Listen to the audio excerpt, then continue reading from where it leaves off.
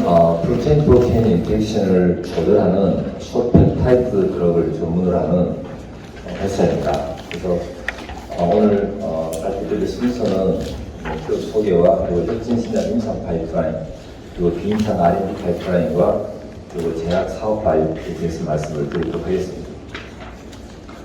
먼저 기업 소개 부분인데요. 저희는 2001년도에 설립이 돼서 오늘 이루고 있는데, 여기 보시는 것처럼 클리니컬 스테이지 파마시티컬입니다. 그래서 퇴행성 디스크 치료제 미국 FDA 3상이 진행되고 있고, 골간절 치료제 임상 1, 2상, 완비 두 가지가 진행되고 있고, 그리고 3종 음성 입원안이 현재 한국 임상 1상이 진행되고 있습니다. 그래서 단백질 상호작용을 작용을 조절하는 이 짧은 펩타이드는 굉장히 그 특징이 좋습니다. 그래서 펩타이드는 원래 혈중의 방광기가 짧다는 단점이 있는 반면에 높은 특이성과 타겟에 대한 병리 특이적인 조절 능력이 있습니다. 그래서 그런데 저희는 이 펩타이드의 단점인 혈중의 짧은 방광기를 역으로 이용해서 부작용이 없는 약을 개발하는 그러한 전략을 저희가 가지고 있고요. 그래서 저희가 가지고 있는 핵심 기술은 단백질 상호작용을 조절하는 펩타이드를 찾아내는 그 발굴 폼을 가지고 있는데, 왼쪽으로 보시면 저희가 이 날리지 베이스드 인실리코 드라그 디스커버리라는 저희 독자적인 그러한 프로세스와 메소로지와 그리고 데이터베이스로 이렇게 있는 이런 방법론이라고 볼 수 있는데, 그래서 라이프 사이언스는 하이파티스 드리븐 사이언스입니다. 그래서 가설을 세우고 거기서부터 가설을 입증해가는 과정이 생명과학입니다. 그래서 잠깐 보시면 어떤 질병에 대한 치료제를 개발하려고 했을 때 발명에 대한 가설을 세우고 치료 방향을 설정해서, 그리고 나서 이제 왼쪽에서 이루어지고 있는 일은 컴퓨터에서 이루어지는 일입니다. 그래서 치료 방향을 설정하고 그리고 이제 이 탐색 조건을 설정해가지고 구호물질을 탐색하게 되는데, 짧은 시간에 다 말씀 못 드리죠. 그러면 대충 다 저런 방식으로 하잖아. 그렇지만 모든 그 제약회사들마다 다 프로파일티한 나름대로의 방법이 있고, 일종의 그냥 이렇게 도시화시켜 놓으면 다 비슷한 것 같지만 디테일에 가서는 완전히 다 다르죠.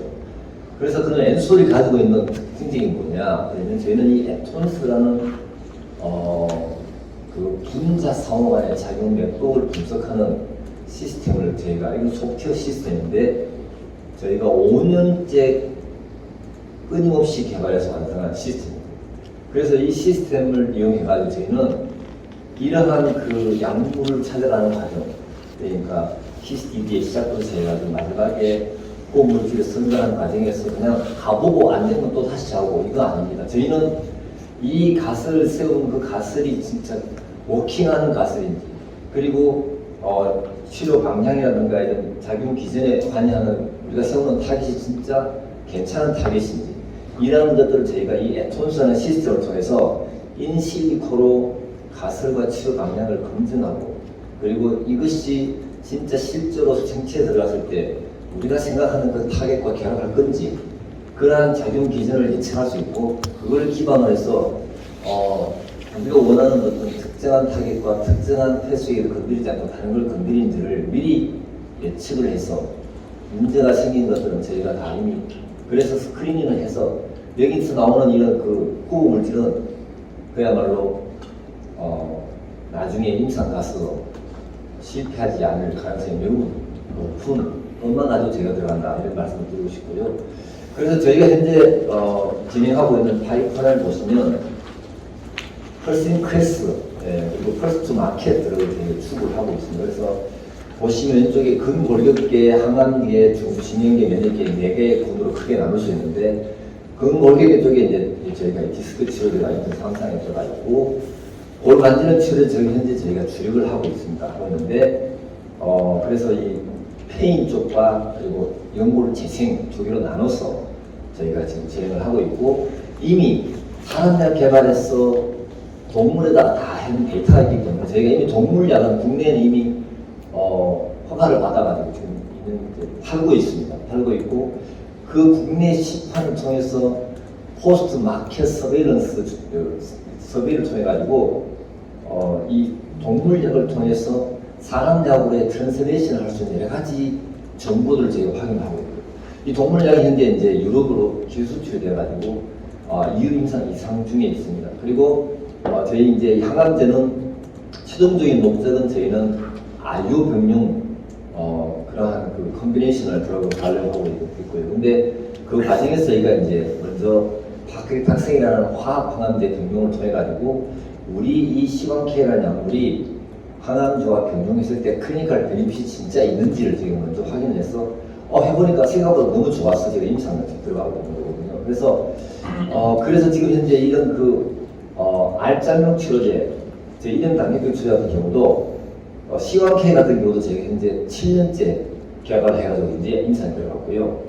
이 모리아 같은 경우에 알짜명 치료제도 지금 5년 해서 저희가 비임상에서 효능과 기전과 독성 여부의 단을 마치고 임상 준비를 하고 있는 거고, 실루화 같은 경우에 자가면역 질환 같은 경우도 저희가 3년째 현재 지금 이제 그 비임상 리서치를 하고 있는 중에 있습니다. 그래서 지금 이제 이런 임상에 들어가는 이 세 가지 파이프라인 위주로 설명을 드리도록 하겠습니다. 그래서 먼저 제일 가장 빨리 나오고 있는 퇴행성 디스크 질환 치료제에 대해서 말씀을 드리도록 하겠습니다. 이 약물은 내가 좀 우여곡절이 있었지만 일단 현재 정말 놀랍게도 FDA 임상 3상에 우리나라에서 임상 2B, 임상 2상을 마치고 보통은 임상 2상 마치면 글로벌에 가게 되면 임상 2상을 다시 해야 되는데 이 약물은 임상 2상 결과를 가지고 FDA 임상 3상에 바로 들어간 아마 거의 레코드가 없는 그런 약이 됩니다. 그래서 이걸 보시면은 다기관, 무작위, 이중면도 위약제조 연구를 하고 있고요. 여기 이제 뒤에 일정이 나오니까 일정은 말씀 안 드리는데 이게 프라이머리 엔드 포인트가 뭐냐면 우리 약을 투여하고 나서 6개월째 ODI 기능에서 ODI 기능이 변하는데 이 ODI는 뭐냐면 퇴행성 디스크 질환으로 인한 통증으로 인한 생활의 불편도를 나타내는 그 평가 지수입니다. 그래서 다시 말하면 우리 약을 투여하고 나서 6개월째에 퇴행성 디스크로 인한 생활의 불편도가 개선이 되는지를 본다는 뜻이고요. 그래서 지금 이 환자 등록 기준이 18세 이상 400명을 대상으로 해서 그리고 이제 이 퇴행성 디스크 치료제는 퇴행성 디스크 질환은 디지즈 프로그레션 단계에서 5단계까지 있습니다. 1기, 2기, 3기, 4기, 5기까지 있는데 거기에 해당되는 것이 바로 이 퍼만 그레이드라는 그레이드인데 이 퍼만 그레이드 3, 4 그래서 3기와 4기에 있는 환자를 대상으로 임상을 하고요. 그래서 임상 시험을 할 때는 굉장히 스코프를 내로하게 해서 임상 시험을 하죠. 그리고 이제 베이스라인 ODI가 0부터 100까지 있는데 40 이상 정도 되는 사람들을 기준으로 해서 임상을 지금 하고 있습니다.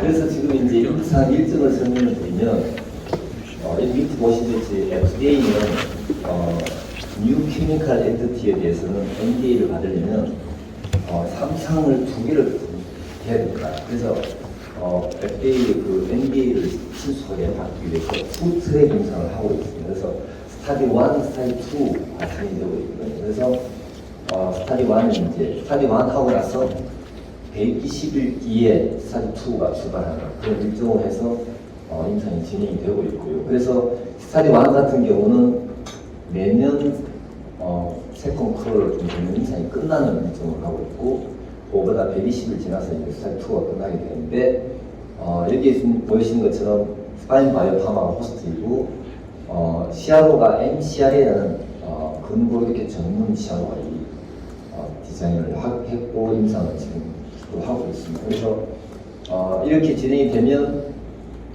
2025년도에 원하프에 FDA에서 FDA NDA를 받아서 전 세계에 사실 치료적 대안이 없는 질병이기 때문에 전 세계의 장거리 공급되는 그러한 아주 좋은 일들이라고 보고 있고요.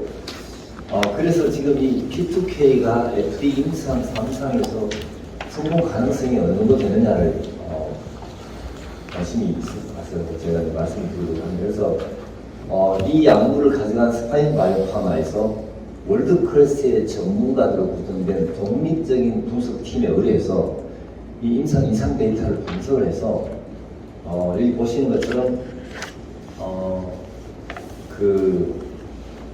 우리 뒤통수 디스크 치료제가 탁월한 효능을 나타내는 환자 구분을 찾아냈습니다. 그래서 매우 정말 탁월한 효능을 보이는 환자군을 찾아내고 그 환자의 군에 해당되는 조건, 그 조건 그대로 임상에 지금 들어가 있습니다.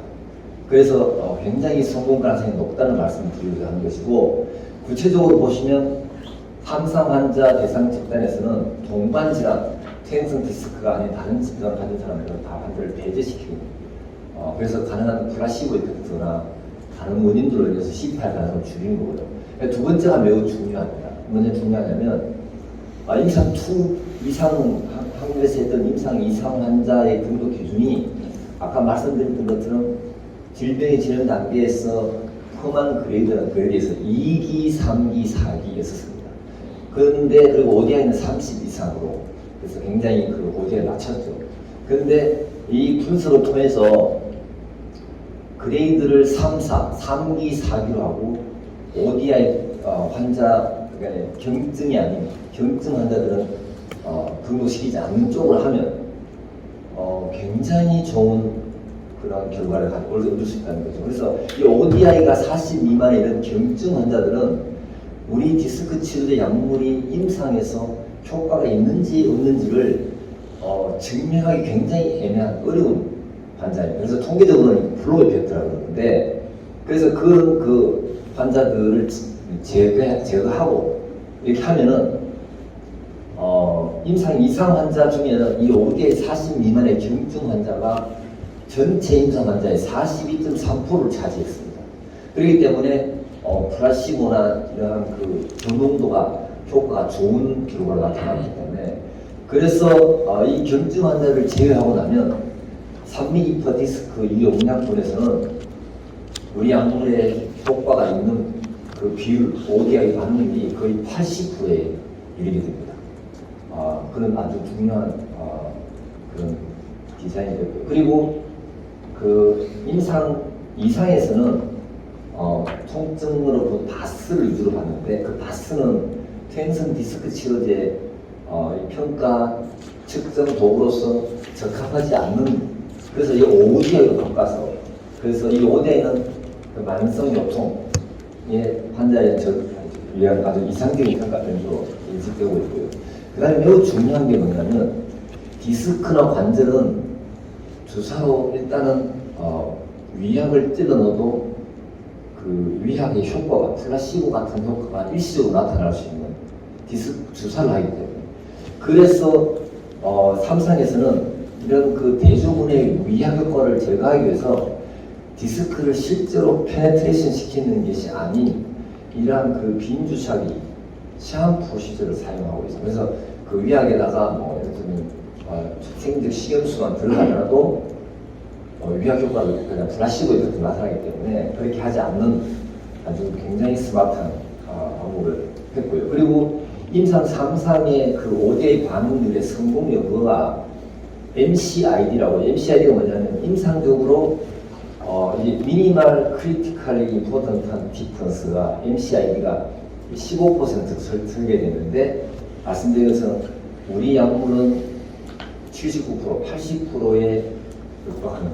그렇기 때문에 사실상 이러한 그 객관적인 데이터와 디자인 상을 볼 때 이 P2K가 임상 3상에서 CPR 가능성이 거의 희박하다, 이렇게 되는 보고 있는 겁니다. 그래서 지금 저희 퇴행성 디스크 치료제 P2K는 요추 퇴행성 디스크 질환 임상 중에서 가장 앞서 있는 그러한 약물이에요. 그래서 이런 그 리제네론사의 파시누마드라는 항체가 있고, 호주 회사인 메조블라스타의 이 성체 동종 줄기세포가 있는데, 이 메조블라스트는 임상이 우리보다 앞서 있었는데 사실 임상 3상 후에 그 목표점을 미달했습니다. 그래서 다시 임상을 하고 있어서 저희가 지금 앞서가고 있는 거고요. 그래서 굉장히 가능성이 우리가 먼저 퍼스트 인 클래스의 신약을 세계에 내놓을 수 있는 가능성이 높은 이야기를 할 수 있겠습니다.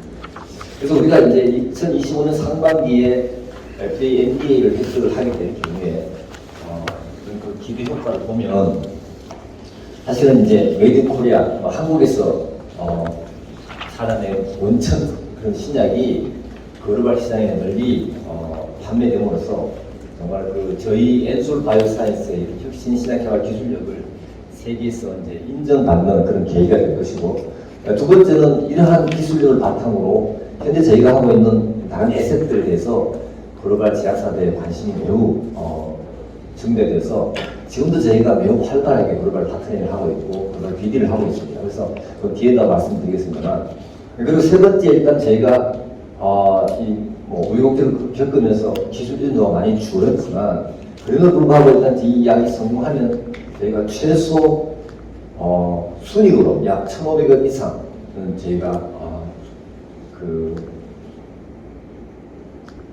창출할 수 있을 것으로 생각이 돼요. 여러분 이게 1,500억 같으니까 작아 보이시지만 제조업 경우로 생각해보면 매출액 1조 5천억이라고 생각하십니다.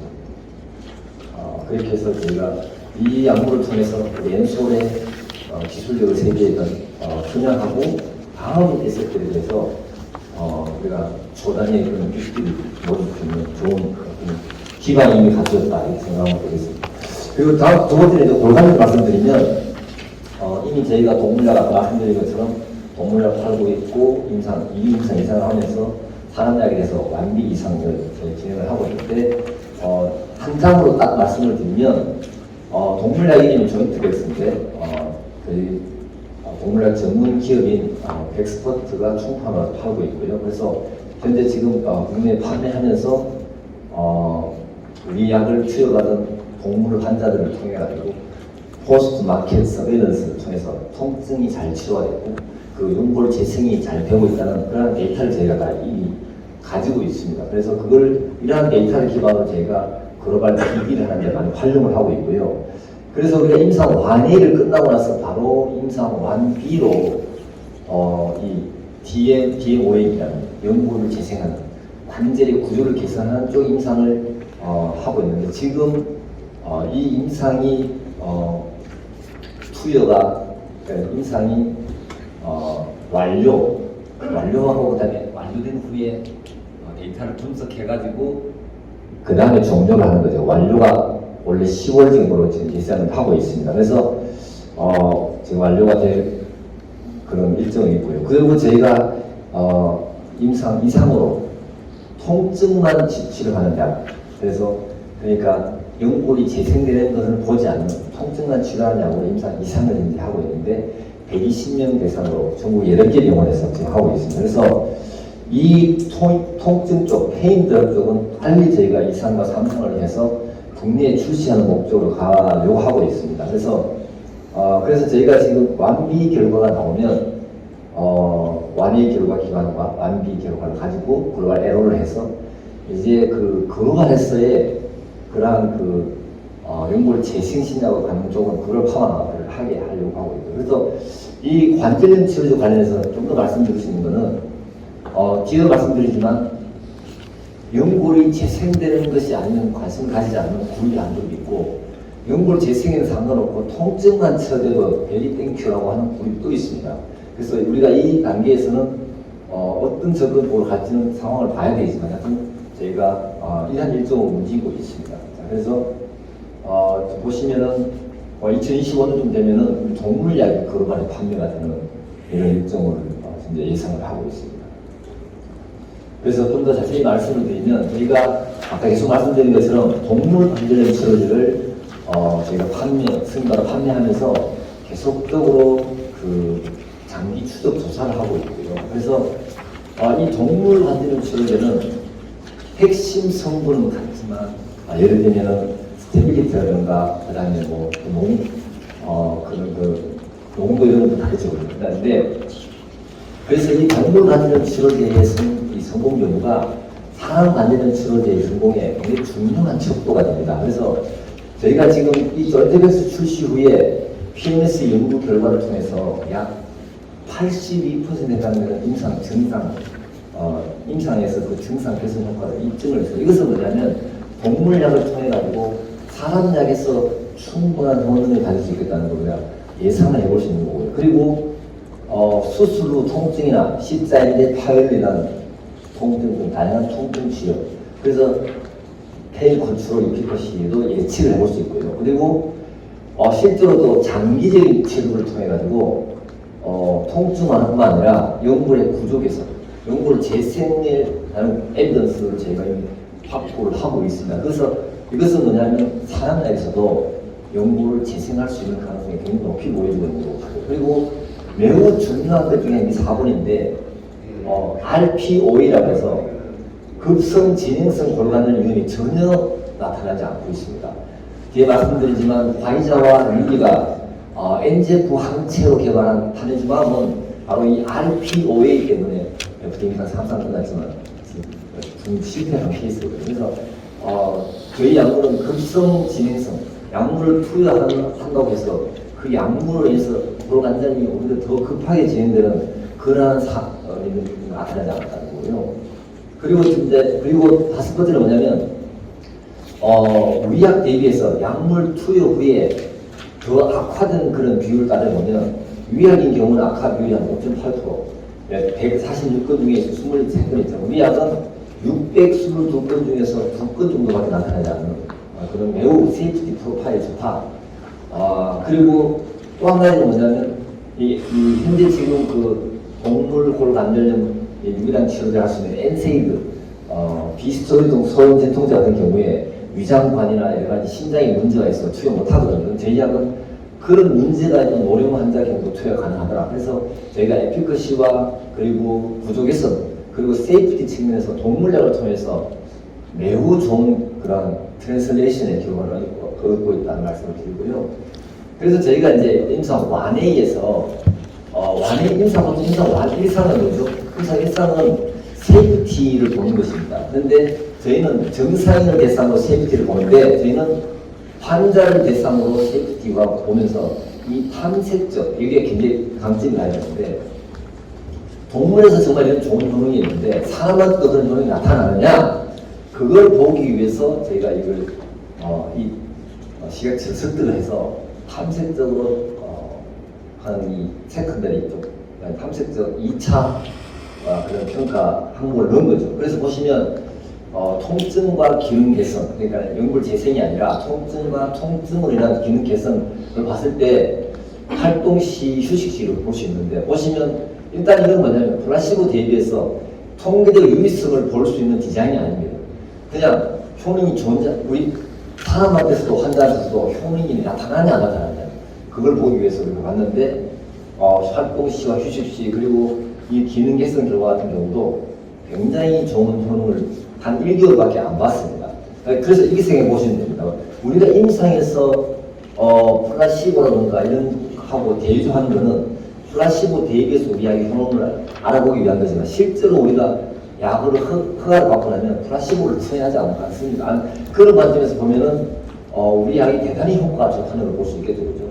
자, 그래서 저희는 이제 이러한 통증 제어와 기능 개선이 효능이 우수하다는 걸 저희가 확인했기 때문에 제가 이제 임상 2상을 들어가고 임상 완비도 하고 하는 거예요. 그래서 많은 분들이 궁금해서 그래서 그 DMOAD 임상 완비는 왜 하느냐? 그래서 제가 이제 이 약을 가지고 열심히 글로벌 비디를 하고 있는데 글로벌 파마들은 바로 이 임상 완비를 통해서 두 가지를 알고 싶어 합니다. 하나는 뭐냐면 이 약물을 한 번 투여한 후에 효과가 얼마까지 지속되지? 언제 한 번 더 투여하는 거야? 그걸 알고 싶어 합니다. 그래서 재투여 시점을 확인하는 거고 또 한 가지는 연골 재생에 관심 있는 바이오파마들은 글로벌 파마들은 재생이 되냐 안 되냐 그거는 바이오마커를 확인하고 싶어 합니다. 그래서 이것이 결정이 되면 글로벌 파마들은 자기들이 가져와서 임상 2상부터 할 수 있습니다. 아니면 완전히 끝나고는 자기들이 가져가서 완비 이익을 해야 돼요. 그래서 글로벌 파마들이 이 임상을 하해 주기를 우리한테 제안을 해서 우리가 완비를 하게 된 겁니다. 그리고 이제 그 완비에서 그러면 이 바이오마커 연골 재생에 대한 성공 가능성이 있느냐, 말씀드린 것처럼 우리가 PMS를 통해 가지고 구조개선 근거를 이미 확보를 하고 있고, 그래서 이미 우리가 실험적으로 이미 다 확보를 했기 때문에 사람에서도 저희가 이 확보를 충분히 할 수 있다는 생각을 하고 있고, 그리고 임상 이상을 왜 하느냐, 그건 여러 가지 그 제약 사업과 관점에서 보면 굉장히 그 탁월한 결정이라고 할 수 있습니다. 그래서 우리가 임상 이상이 끝나고 밑에 보시면 이제 임상 이상 결과는 120년 대상으로 하기 때문에 통계적 유의성과 통증에 관한 확실한 에비던스를 가지게 되기 때문에 글로벌과 국내의 사업계라의 큰 모멘텀을 우리가 가져갈 수 있고, 또 한 가지는 뭐냐면 말씀드린 것처럼 파이저와 릴리가 개발하다 중단한 이 탄해주막 같은 경우 NZ 이니트입니다. 그래서 파이저와 릴리는 거의 오랜 동안 조단위의 돈을 투자해가지고 이걸 개발하다가 중단했는데, 그 이야기는 뭐겠습니까?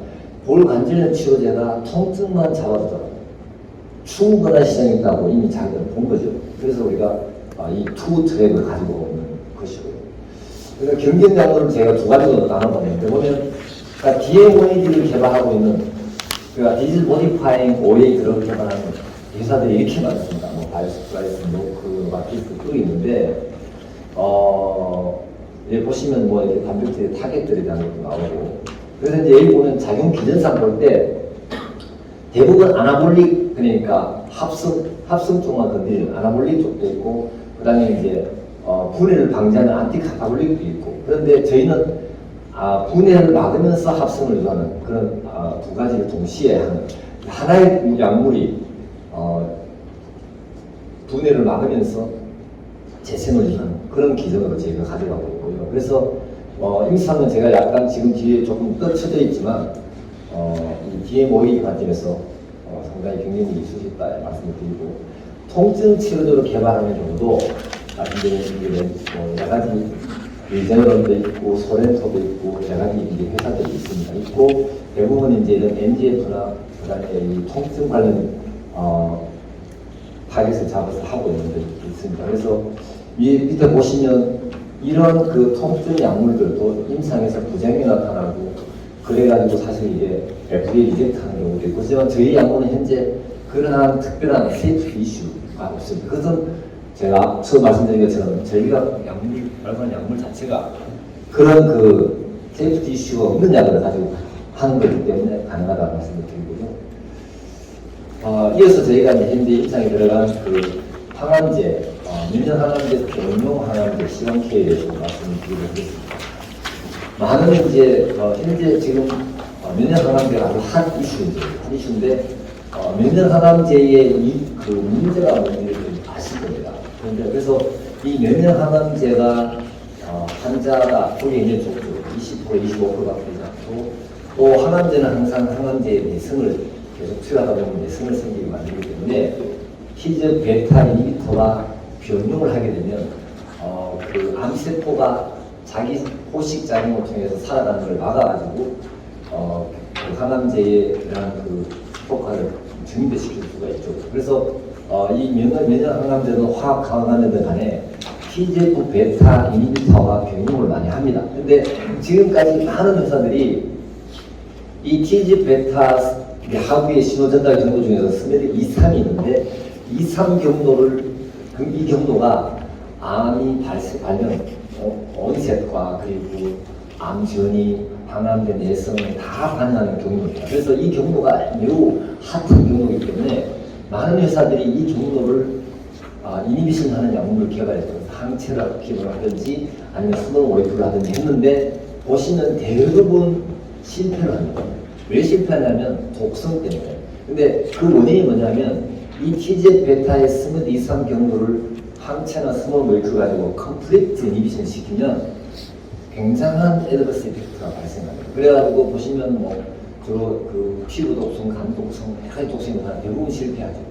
그래서 저희는 아까 수디 말씀드린 것처럼 숏 펩타이드를 이용해가지고 파셜 이니비션을 해서 그 세이프티와 그 에피커시를 동시에 시큐어링하는 그런 전략을 저희가 하고 있습니다. 그래서 이 애드버스 이펙트를 낮추면서 항암제 내성을 억제, 그리고 암 전이를 억제하는 이런 그런 이제 독성을 유발시키지 않는 이런 전략을 저희가 하고 있습니다. 그래서 저희가 항암제, 그러니까 민항암제 병용으로 가는 길목에서 1세대 항암제, 화학항암제, 파크리탁셀, 탁솔바의 병용을 통해서 정말 우리 시관계가 클리니컬 베니핏이 있을까 해봤더니 이 3중 음성 유방암에 대해서 그러니까 치료적 대안이 없잖아요. 그게 없는 상황이에요. 그래서 봤더니 굉장히 탁월한 좋은 결과를 준다. 그래서 이런 그 항암 효능을 더 증가를 시키고 그리고 이 환자의 그 생존율을 굉장히 증가시킨다는 걸 얻어서 저희가 확보를 하게 돼서 이 약물도 임상적인 베니핏이 있으니까 임상에 들어가야 되겠다 해서 이제 임상에 들어가게 된 거고요. 그리고 저희가 지금 이제 ICI 병용에서 우리 암기를 병용 결과에 대해서도 지금 이제 나오는데 오늘 제가 이제 보여드리는 이거는 마우스 캔서 모델에서 이렇게 병용을 했을 때 튜머 사이즈가 줄어드는 것에 대해서 이 전립선암에 대해서 그리고 3중 음성 유방암에서 이렇게 보여드리는데 뭐 데이터를 잘 아시는 분들은 보시면 다른 이제 보면 스몰 모리큘이나 안티바디 병용 같은 경우는 TGF-베타 이니비터 병용하게 되면 맨 밑에 있는 그 안티 PD1 혹은 드러트 커브가 드라마틱하게 떨어지는 경우가 있습니다. 그런데 이 항암제의 경우는 동물에서의 결과가 그대로 트랜스레이션 잘 안 됩니다.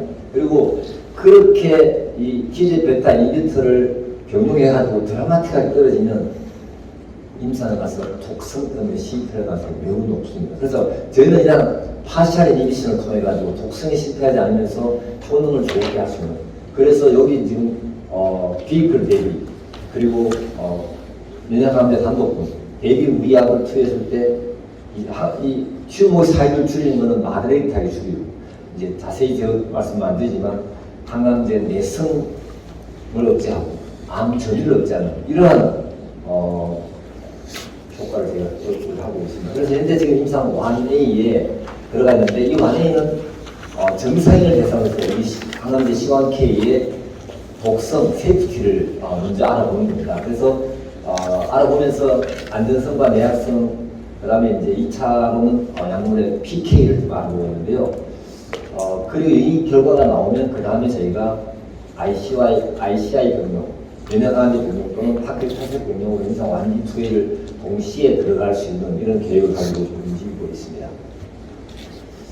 이어서 지금 비임상 아닌 파이프라인이지만 알짜배기 치료제, 이런 당뇨병 치료제 말씀을 드리겠습니다.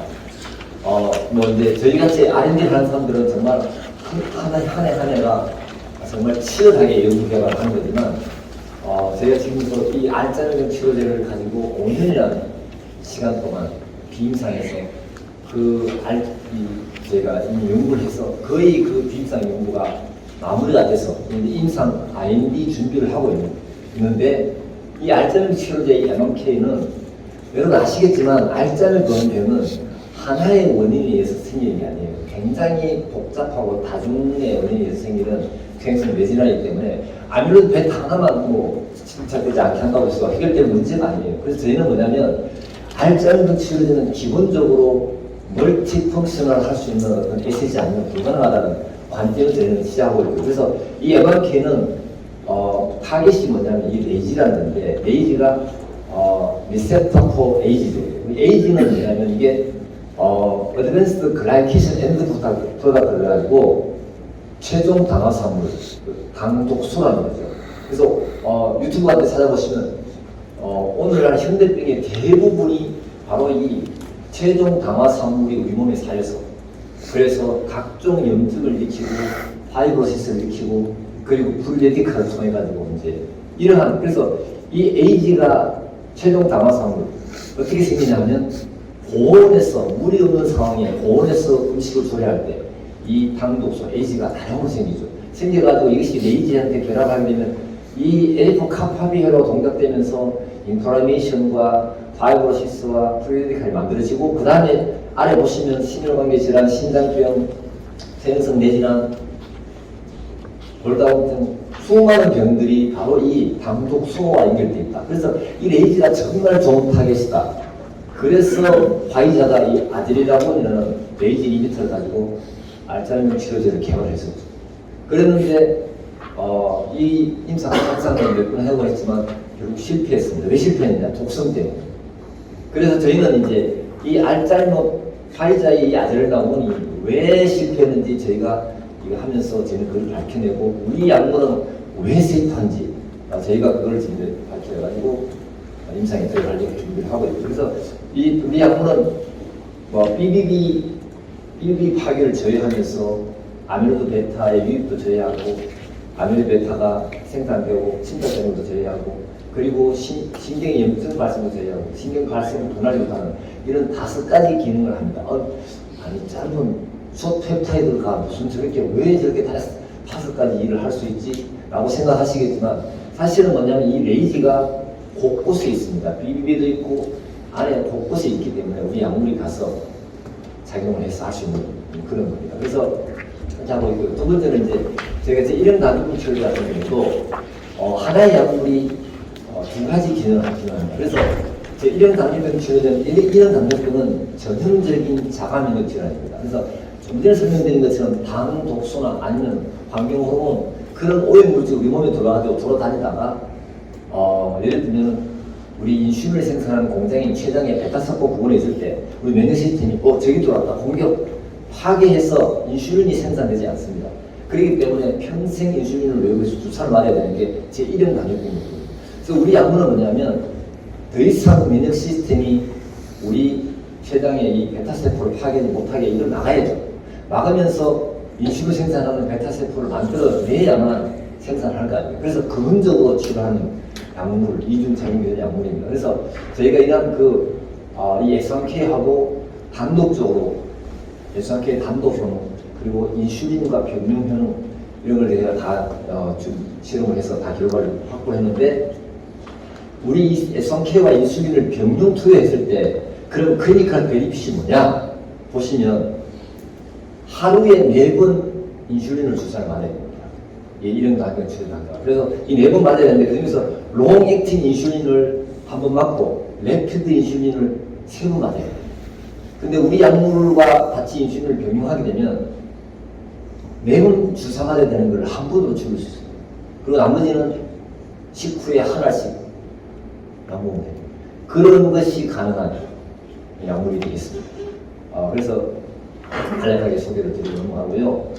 지금 이제 그래서 저희가 이런 SS 기반으로 글로벌 비기를 하고 또 국내외 대학 사업을 하고 있는데 아시겠지만 지금 좀 전에 이제 제 프로그램에 전화됐는데 다른 유럽에서 저희 비비 인력이 3명이 가서 현재 지금 비비를 하고 있고요. 활동하고 있는데 말씀드린 것처럼 구조 개선 연구를 재생에 관심 있는 회사 재생에 관심 있어서 우리는 페인만 통증만 치료돼도 좋겠어 그런 사람 이런 것들이에요. 그래서 이미 우리는 디스크 치료제와 동물 골반염 치료제를 고르발에 기술 수술을 했었고요. 그래서 M1K, S1K, C1K 많은 정말 빅파마 세계 탑 10에 들어가는 회사 중에서 5개 100 안에 들어가는 많은 회사들이 우리 약물에 관심을 가지고 계속적으로 우리가 기능 같이하고 자료를 주고 비교를 하고 있고요. 마지막 슬라이드가 되는데 저희가 현재 지금 이게 2020년 우리가 히어를 돼 있고 우리 얘기해서 있으면 이 상황에서 좀 보면은 텐션 디스크 치료제는 저희가 이미 초당 환자 투여가 돼서 마일스톤을 저희가 받았고요. 그래서 FDA에서 400명 대상 30개 병원이 진행이 되고 있습니다. 그래서 2025년도에 FDA 허가가 받으면 그때부터 이제 글로벌의 승인을 받아서 판매가 되는 그렇게 되면 저희한테 마일스톤이 들어오고 그다음부터는 로얄티가 들어오겠죠. 그런 일정을 하고 있고요. 그리고 조인트백스 동물 골반염 치료제 같은 경우에 보면 이 임상 2상이 끝나고 나면 그 다음에 이제 3상 해야 되겠죠. 그래서 지금 이제 POC 끝나면 피보탈을 하게 됩니다. 하게 되면 그래서 2상이 끝나면 또 마일스톤이 들어오게 돼 있고요. 피보탈 끝나면 또 마일스톤이 들어오게 돼 있고 그래서 이제 승인을 받게 되면 그때부터 로얄티가 되게 들어오게 되는 그러한 상황이 돼 있고 동물 관련 치료는 저희가 이미 승인을 하고 있기 때문에 매년 저에게 레비뉴가 발생을 하고 있습니다.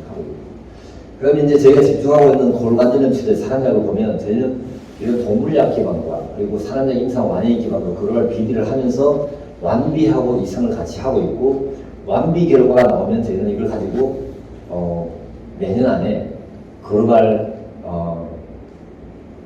라이센스 아웃을 이끌어내려고 지금 노력을 많이 하고 있습니다. 그래서 그것이 이제 DM-only가 될지 아니면 페인을 지금 가봐야 되겠습니다만, 그렇게 해가지고 글로벌 쪽은 FDA 임상 전 세계적으로 이상 합상 가게 하고, 저희는 그거와는 별도로 물론 이 시점에서 우리 이만큼 페인 임상 이상 결과가 잘 나오면 글로벌 파마드는 더 확신을 가지고 가져가겠죠.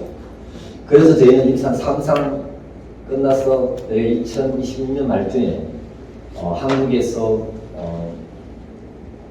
혁신신약 승인을 받아서 한국에 저희가 이 골관절 치료제를 하려고 그러고 있습니다. 그리고 항암제는 말씀드린 것처럼 임상 정상인에 대한 독성 안전성 시험이 끝나면 이어서 바로 면역암제 병명이나 파키타스 병명으로 완비 투웨이를 들어가서 글로벌 에로 하면서 동시에 국내 임상하는 그러한 이제 그 계획으로 저희가 인주에 있다는 말씀을 드리겠습니다.